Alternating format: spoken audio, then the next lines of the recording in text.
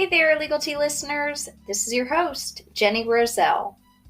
We are back to Estate Planning of the Rich and Famous, where we chat about celebrities and their estate planning. And let's be honest, usually it's estate planning mistakes.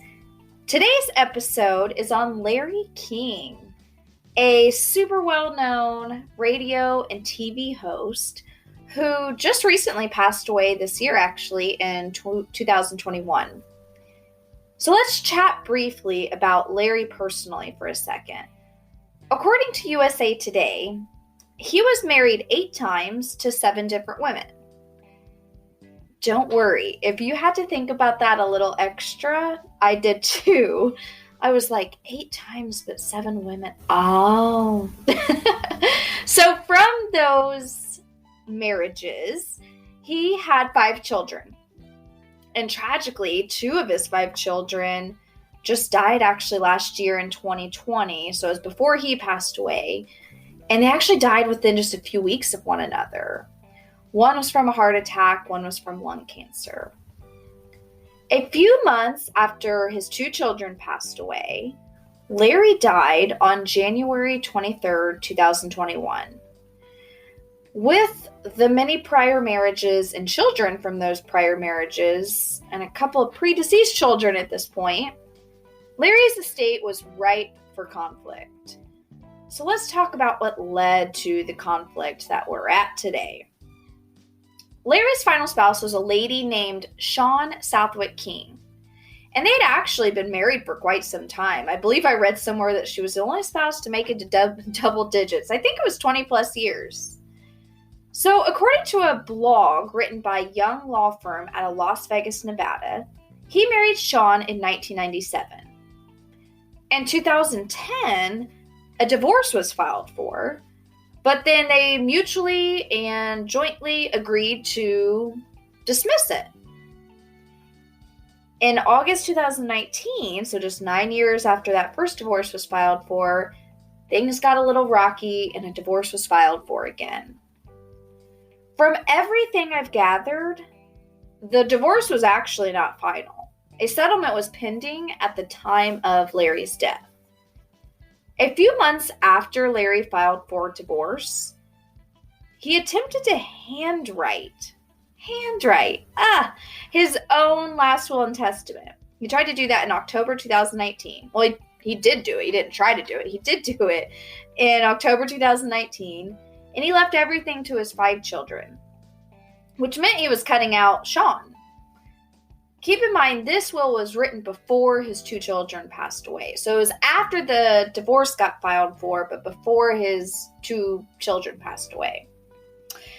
Interestingly enough, 2 of those 5 children of his that he was leaving his estate to were actually children of he and Shawn. Their names are Chance and Cannon, if you care. So let me give you a little background from my legal side of things. Every state is different on how we interpret or handle handwritten wills. Oddly, Indiana and California are fairly similar. Indiana says you can handwrite a will, but you have some pretty heightened hurdles to overcome to make it count as a valid will.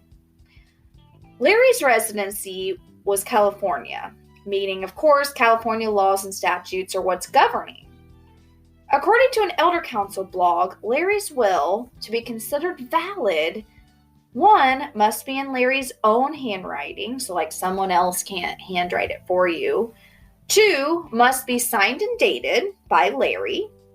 And 3, Larry must have been of sound mind. Shawn has officially started the process of contesting the will, claiming that they had a good relationship and that their mutual children, the Chance and Cannon, support her in contesting the will, which is kind of surprising because they're beneficiaries of the will, but who knows? It's probably important to note at this point that as more information is getting released, we've learned that the will only is controlling a portion of his estate. And in fact, according to Elder Council again, only about $2 million of Larry's estate was controlled by his will.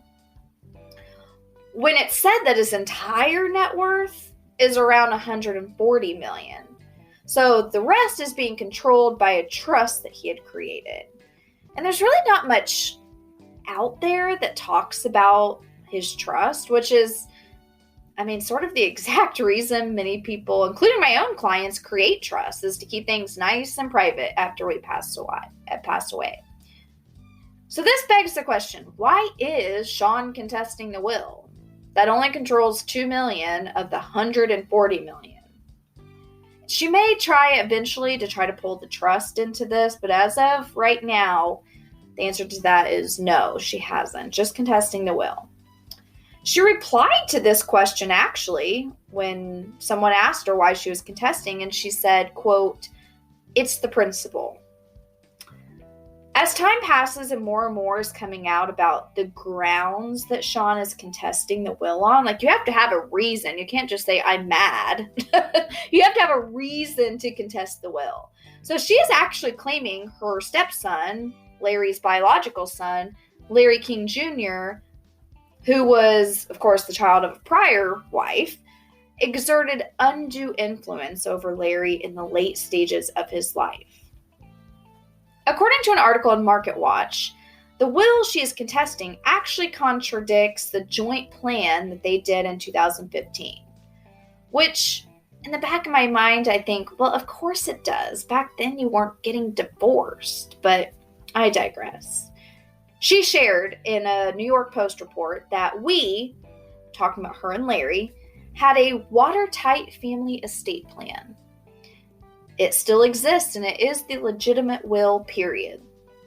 And I fully believe it will hold up. I like the confidence, Sean. Due to the pending divorce, Larry was actually paying Sean $1 million annually in spousal support, which that's just another term of art for what a lot of people think or say is alimony. Because Larry passed away and the divorce was not yet settled, Sean could actually stand to inherit much more, even with Larry's attempt at handwriting a will and excluding her, because California is what is called a community property state. According to that blog from Young Law Firm in Las Vegas, Sean is likely entitled to 50% of assets obtained during their marriage, regardless of what Larry's estate plan, including his silly handwritten will, leaves her. Holy cow. Keep in mind, they were married 20 plus years, I think. So I'm sure the assets obtained during their marriage is pretty hefty. According to an article by Wealth Advisor, however, there is said to have been a premarital agreement or a prenup in place. So that may play into the equation too. Who knows? Even beyond what will happen in regards to Sean, there is even some concern with the two children that predeceased Larry, because he had not amended the will to say what would happen if any of his 5 children had predeceased him. Will it go down to their children, if they have any? Or will it just go to the surviving children of Larry? Who knows? My guess is this thing will probably end up getting settled between Sean, the children, and maybe the grandchildren if they exist. I don't know if the deceased kids, the predeceased children had children, but I could see a settlement having all of these parties involved, but we'll see. With Larry passing away just this year in 2021, there are still tons of TBDs. I hope this doesn't pan out to be like Prince or Anna Nicole Smith, as discussed in our podcast prior episodes, both of which are still pending many, many years that after they passed away. But Larry's estate could be.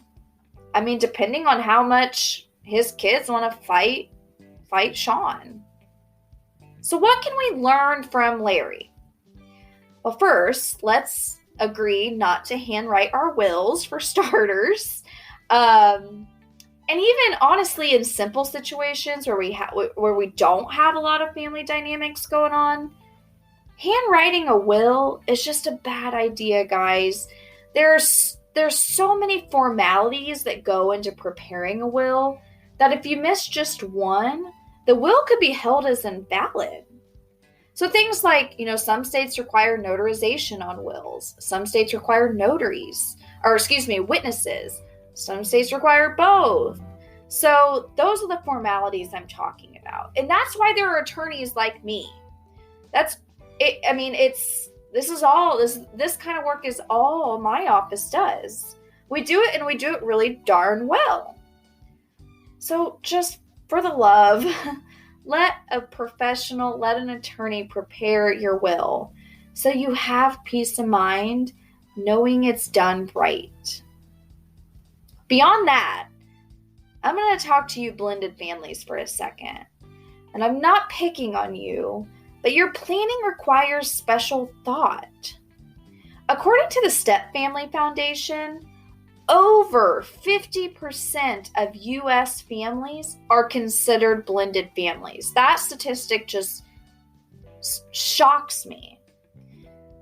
There are several different types of blended families, but what I personally see most often is a remarriage occurs and the husband and wife have children from a prior relationship. And sometimes the couple chooses to even have joint children. So they have children from a prior relationship, and now they also choose to have children between, them two. You may think your estate plan is set up for your little blended family, but I can tell you with complete confidence that we have to play cleanup quite often in blended families' estate plans. And honestly, sometimes it's too late. Sometimes someone has passed away and it's too late to fix their estate plan. We're left with the documents, the assets, and how just all those are set up. And what we can play the guessing game on what the person that passed away would have or may have wanted. I mean, I'm not kidding you. I've seen assets after someone passes go to ex-spouses or biological children, but not stepchildren. So yeah, we could guess that, the person that passed away would not have wanted assets and money to go to said people. But guessing in my little legal world, unacceptable. We can't do it. Here with Larry, it sounds like in 2015 that he and Sean, at least according to Sean, created a joint estate plan to likely accommodate for their blended family. He did do that. Though where things went awry was when the divorce got filed. And Larry, without an attorney, tried to whip up a new will and do it in his own handwriting. And we see where that's going to get us, right inside a courtroom. Though this quickly leads me to another lesson. One of the most often questions I get from clients is, Jenny, how often should I update my estate plan? And it usually comes at the time where we're sitting down and signing everything. That's usually when they ask how often they should update these things. And, there are some attorneys that will say, every certain duration of years. So say every 10 years, for example. And though while that may be a good accountability check to make sure nothing significant has changed in the prior 10 years, I don't usually anchor to a duration. I anchor to life events. So filing a divorce, yeah, that's a huge event. Probably you need to update your estate plan. Maybe you have a new grandchild. Maybe you received an inheritance. Maybe a child is getting divorced. Maybe you're buying a second home. I often recommend that clients look out for these type of life events, and as they occur, pull out their estate plan to double check and make sure all is hunky-dory. So yeah, Larry, Mr. King, we can learn a few things from your estate planning, that's for sure. And you are another celebrity and another estate planning mess. Next week's topic is a cautionary tale. And it's a real life case that I've personally myself worked on. So until then, Legal Tea listeners, be well.